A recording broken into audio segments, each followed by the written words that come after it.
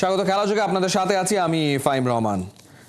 Cricket বিশ্বের ব্যাটারদের জন্য অশ্লীল সংকেত দিয়রকারে আরও ঝানু হচ্ছে নাহিদ রানা। এই পেস সেন্সেশনকে ইনজুরি মুক্ত রাখতে ডিপিএলে বুঝে শুনে খেলাচ্ছে ঢাকা আবাহনী। ক্লাবটার হেড কোচ হান্নান সরকার বলছেন গতিতে সবাইকে মুগ্ধ করেছেন, ভেরিয়েশন বাড়াতে পারলে সবার মাথা ব্যথার কারণ হবে নাহিদ রানা। সাইফুল রূপকের রিপোর্ট। ডেডলি ইয়র্কার বিখ্যাত কলকাতা টেস্টে ঠিক এভাবেই রাহুল সচিনের স্টাম্প উড়িয়ে মহাতারকা বনে গিয়েছিলেন শোয়েব আখতার। সেই ঘটনার 2 যুগ পর বাংলাদেশও পেল শোয়েবের মতোই গতিময় আগ্রাসী পেসার। ক্রিকেট বিশ্বে আলোচনার কেন্দ্রে নাহিদ রানা। 2002-3-4 যখন হান্নান সরকার টেস্ট ক্রিকেট খেলে, অস্ট্রেলিয়ায় গিয়ে দুর্দান্ত একের পর এক 50, পাকিস্তানে গিয়ে দুর্দান্ত খেলেছিলেন, ব্রেটলি শোয়েব আখতারদের খেলেছিলেন। যদি ব্রেটলি শোয়েব আখতারদের সাথে নাহিদ রানা তুলনা করি, আপনি খেলেছেন, নাহিদ রানাকে দেখছেন, নাহিদ রানাকে তো খেলার সুযোগ হচ্ছে না। তখনকার 150 গতির বলার আর এখনকার 150 গতির বলারের মধ্যে পার্থক্য রয়েছে, বিশাল পার্থক্য। সেই পার্থক্যটা হচ্ছে তখন ওয়ার্ল্ডে কয়েকজনের নাম বলা যেত, তারা 150-এ করতো। এখন কিন্তু আপনি নাম বলতে গেলে অনেকগুলো নাম বলতে পারবেন, এবং আপনি এফেক্টিভনেসটা কিন্তু ডিফারেন্ট হয়ে গেছে। বিকজ এখন ব্যাটসম্যানরা এত পরিমাণ শর্টস খেলে, এখন পেসটাও কিন্তু 150 হলেও এত সুন্দরভাবে স্কুপ খেলে ফেলে। সো সেই জায়গাটা মনে হয় যে 150 গতিটা আসলে কিছুই না। নাহিদ রানাকে কোন ভ্যারিয়েশনগুলো শেখালে নাহিদ রানা রপ্ত করলে, যেটা আসলে গতি, সুইং, বাউন্স, এগ্রেশন সব কিছু মিলিয়ে আসলে ভ্যারিয়েশন মিলিয়ে সে আরও বেশি সাকসেসফুল হতে পারবে। নাহিদ রানার 150-এর বলটাকে কীভাবে স্লো আর 135-40-এর মধ্যে থাকে সেটাকে ম্যাচ আপ করতে হবে, কন্ট্রোলটা আনতে হবে। সঙ্গে ফিঙ্গার ভেরিয়েশনের সঙ্গে সঙ্গে অনেকগুলো ভেরিয়েশন আছে, আসলে আমি স্পেসিফিক এখন বলতে চাই না, তবে ভেরিয়েশন শেখার পাশাপাশি কন্ট্রোলটা শিখতে হবে। নাহিদে মুগ্ধ হয়ে দেশ বিদেশের অনেকেই বলছেন এই সোনার ডিম পাড়া হাঁসকে ইনজুরি মুক্ত রাখতে যেন সচেতন হয় Bangladesh cricket board. Dhaka premier লিগে আবাহনীর হেড কোচ হান্নান সরকার সজাগ, পর্যাপ্ত বিশ্রাম দিয়ে গুরুত্বপূর্ণ ম্যাচে একাদশে রাখছেন। পিসিবি থেকেই আবাহনীকে বা আবাহনীর হেড কোচকে জানানো হয়েছে যে তাকে বুঝে শুনে খেলানো, নাকি আপনি আন্তরিকতা দেখিয়েছেন যেহেতু আপনি এক্স সিলেক্টর?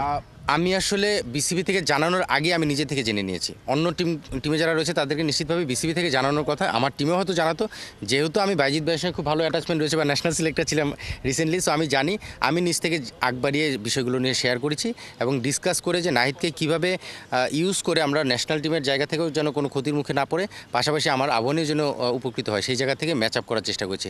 এবং ঈদের আগে যে ম্যাচগুলো রয়েছে সেখান থেকে কোন কোন ম্যাচ খেলাবো সেটা একটা প্ল্যান বা ছক আমি করি। অথচ বিপিএলে টানা খেলে বিপাকেই পড়েছিলেন, শেষ দিকে গতি কমে গিয়েছিল, উইকেটও মিলছিল না নাহিদ রানার। এটা ফ্র্যাঞ্চাইজি বা ক্লাবগুলোর উচিতের পাশাপাশি ক্রিকেট বোর্ড থেকে একটা ক্লিয়ার গাইডলাইন থাকা উচিত এবং সেই গাইডলাইনটাকে ফলো আপ করা উচিত।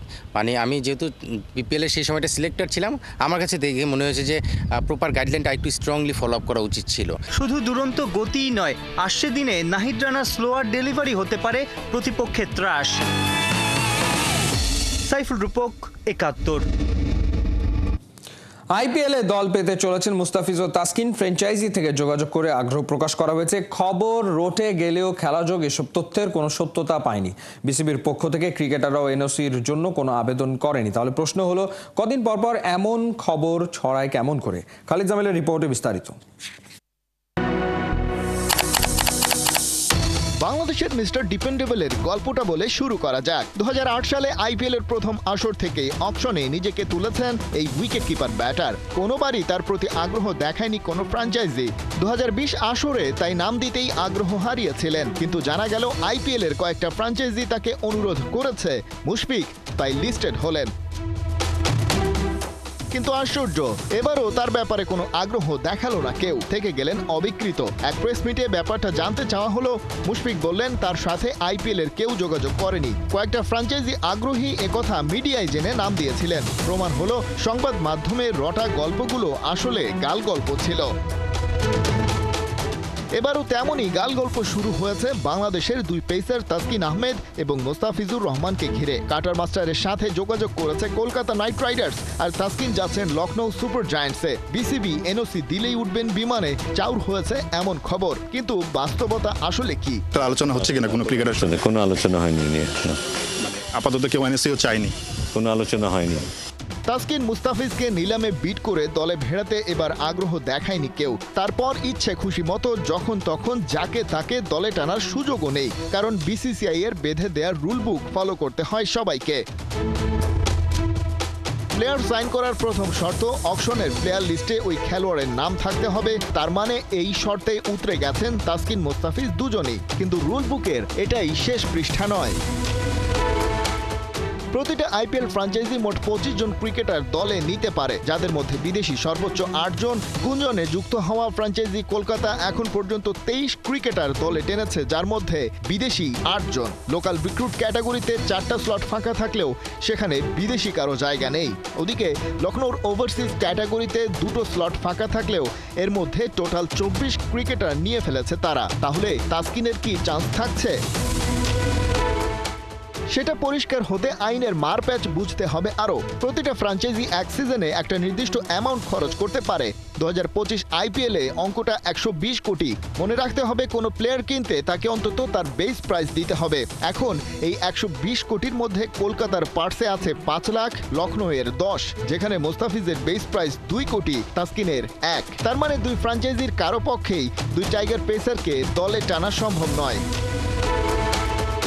তবে সুযোগ একটা থাকে, অকশন কিংবা রিটেন করে দলে টানা কোনো ক্রিকেটার ইনজুরিতে পড়লে ওই প্লেয়ারের সমান পারিশ্রমিক দিয়ে লিস্টেড কোনো ক্রিকেটারকে নিতে পারবে একটা ফ্র্যাঞ্চাইজি। কলকাতায় এনরিক নরকিয়া এবং লখনৌয়ে মিচেল মার্শের ইনজুরি কনসার্নই মূলত দুই টাইগার পেসারকে নিয়ে ধোঁয়া তোলার সুযোগ দিয়েছে। কিন্তু আসল ঘটনা হলো সাউথ আফ্রিকান পেসার নরকিয়া এরই মধ্যে কলকাতার ক্যাম্পে যোগ দিয়েছেন। আর অস্ট্রেলিয়ার টি-20 ক্যাপ্টেন মার্শ জানিয়েছেন পিঠের ইনজুরিতে চ্যাম্পিয়ন্স ট্রফি মিস করলেও এবং সেই চোট শতভাগ কাটিয়ে উঠতে না পারলেও আইপিএল তিনি খেলছেন।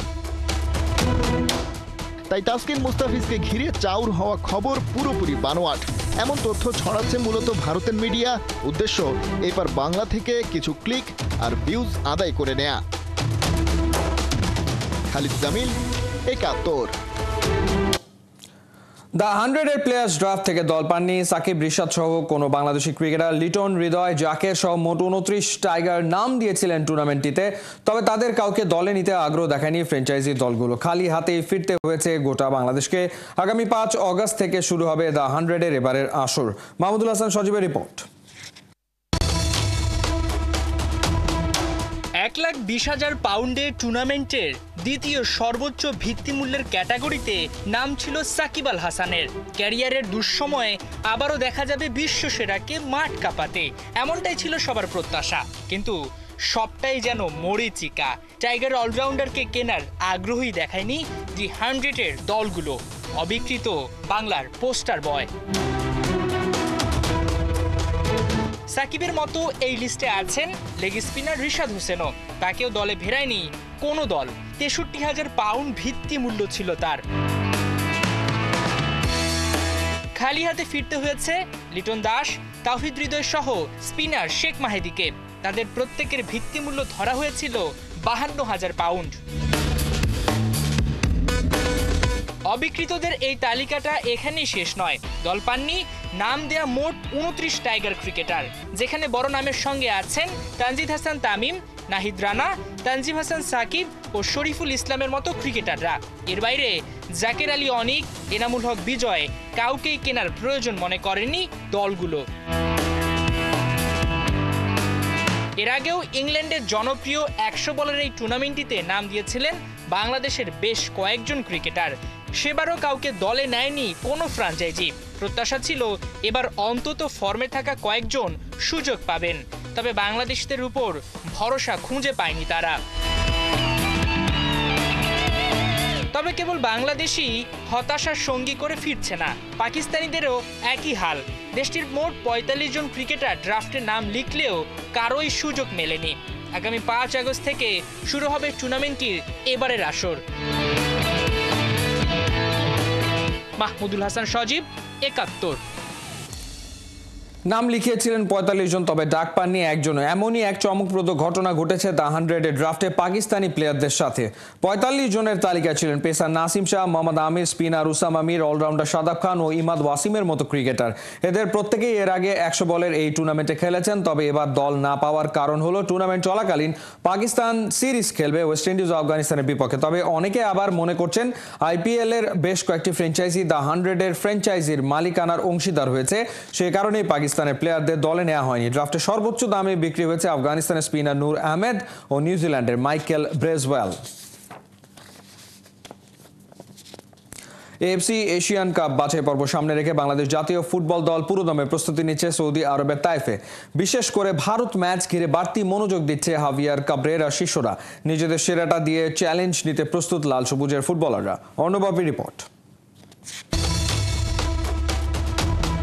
বিদেশে বড় হলেও হৃদয়ে লাল সবুজ। উন্নত জীবন ছেড়ে কিভাবে শিকড়ের টানকে অগ্রাধিকার দিতে হয় জামাল ভুঁইয়া দেখিয়ে দিয়েছেন। সেই পথে চলে তারিক কাজী হয়ে উঠেছেন বাংলার ডিফেন্সের নির্ভরতার প্রতি। আর এখন ইংলিশ প্রিমিয়ার লিগের অভিজ্ঞতা নিয়ে আসতে চলেছেন হামজা চৌধুরী।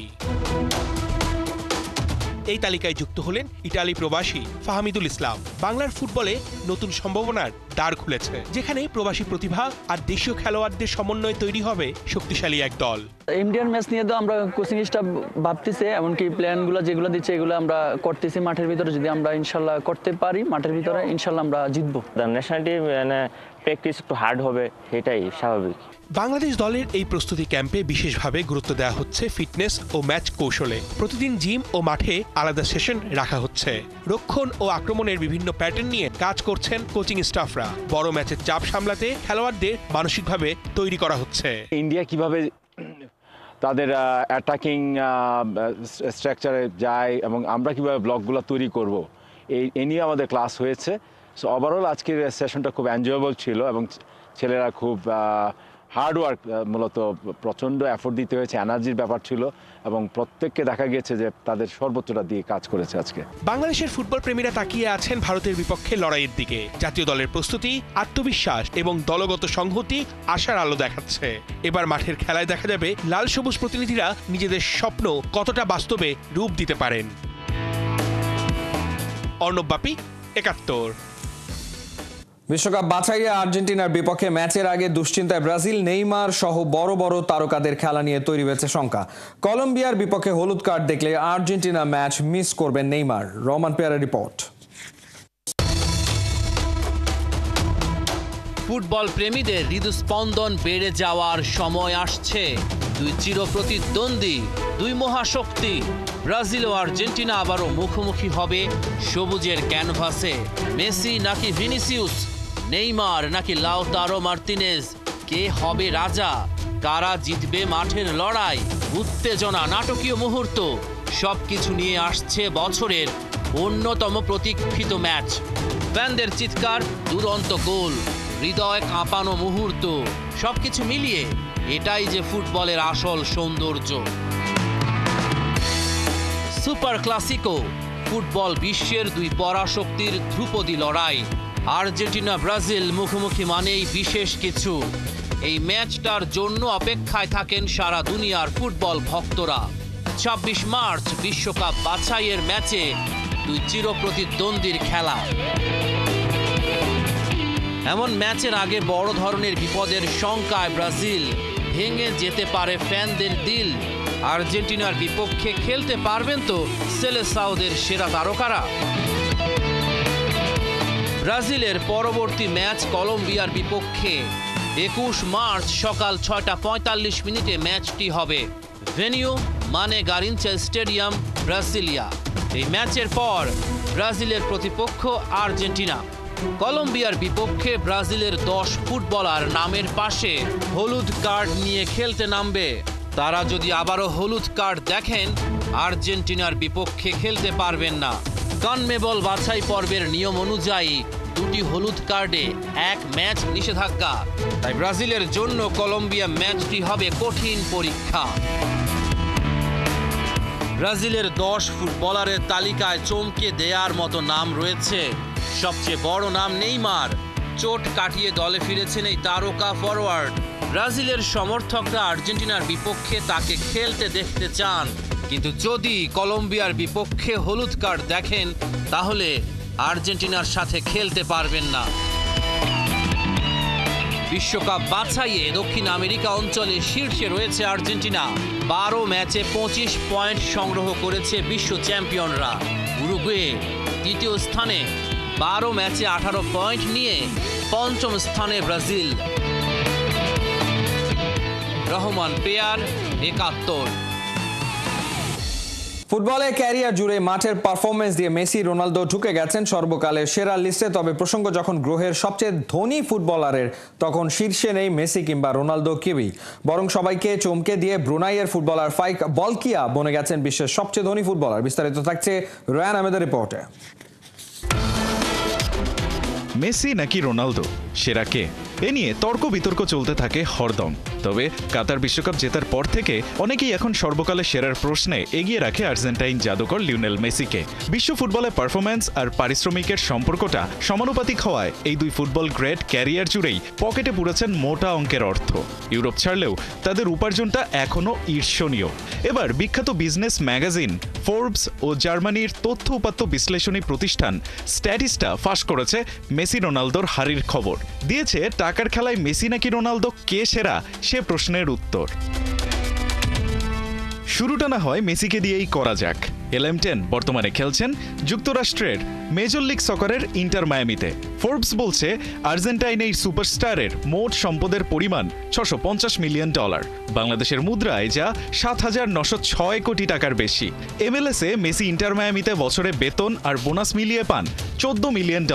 এমনকি চুক্তির মেয়াদ শেষে ক্লাবটির 10% মালিক হবেন তিনি, যার মূল্য আনুমানিক $200 মিলিয়ন। ফোর্বস আরও জানিয়েছে মেসি তার ক্যারিয়ার জুড়ে এখন পর্যন্ত আয় করেছেন $1.3 বিলিয়ন, যার মধ্যে তার স্যালারি থেকে আয় এসেছে $900 মিলিয়ন আর বাকিটা বিভিন্ন স্পন্সর থেকে। ইউরোপ ছেড়ে যাওয়া রোনালদো এখন মাঠ মাতান সৌদি প্রো লিগের ক্লাব আল নাসরের জার্সিতে। ফোর্বসের হিসেব অনুযায়ী পর্তুগিজ এই মহাতারকার মোট সম্পদের পরিমাণ $920 মিলিয়ন বেশি, বাংলাদেশি মুদ্রায় যা 11,227 কোটি টাকারও অধিক। গেল বছর সেপ্টেম্বরে বিশ্বের প্রথম ব্যক্তি হিসেবে 100 কোটি অনুসারীর মাইলফলক স্পর্শ করা এই ফুটবলার আল নাসের থেকে বছরে বেতন পান $220 মিলিয়ন। শুধু তাই না, গুঞ্জন আছে চুক্তি শেষেও CR7কে ধরে রাখতে চায় ক্লাবটি, তাই নাকি তাকে দেয়া হতে পারে ক্লাবের 5% মালিকানা। ফোর্বস বলছে রোনালদো তার ক্যারিয়ার জুড়ে এখন পর্যন্ত আয় করেছেন $1.8 বিলিয়ন, আর বর্তমানে বছরে তিনি আয় করেন $280 মিলিয়ন বেশি, যেখানে ফুটবলীয় চুক্তির বাইরে থেকেই আসে $65 মিলিয়ন। তবে রোনালদো মেসির চেয়ে বেশি উপার্জন করলেও বিশ্বের সবচেয়ে ধনী ফুটবলারের তকমা জিততে পারেননি এই পর্তুগিজ সুপারস্টার। বরং সেখানে মেসি রোনালদোর মতো ফুটবলীয় গ্রেটদের পেছনে ফেলে 1 নম্বরে আছেন ব্রুনাইয়ের 26 বছর বয়সী ফুটবলার ফাইক বলকিয়া, যার মোট সম্পদের পরিমাণ $20 বিলিয়ন। ফুটবলার ছাড়াও ফাইকের আরেকটি পরিচয় হচ্ছে তিনি ব্রুনাইয়ের রাজপরিবারের সদস্য। ব্রুনাইয়ের সুলতান হাসান আল বলকিয়ার ভাতিজা তিনি।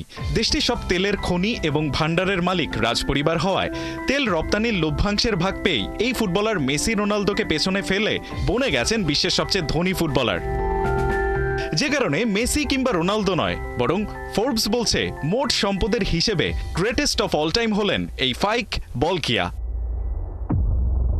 রায়ান আহমেদ, 71। এই ছিল এই মুহূর্তের খেলাযোগের সরাসরি সংবাদ অনুষ্ঠান দেখতে চোখ রাখুন 71-এর ফেসবুক পেজ এবং সাবস্ক্রাইব করুন 71-এর ইউটিউব চ্যানেলে। 71-এর সাথেই থাকুন।